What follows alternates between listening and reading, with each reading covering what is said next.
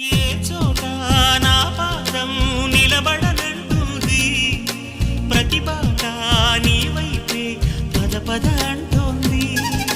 మనసంతా ఎందుకనో దిగులుగా ఉంటుంది, అది కూడా చిత్రంగా బాగానే ఉంది.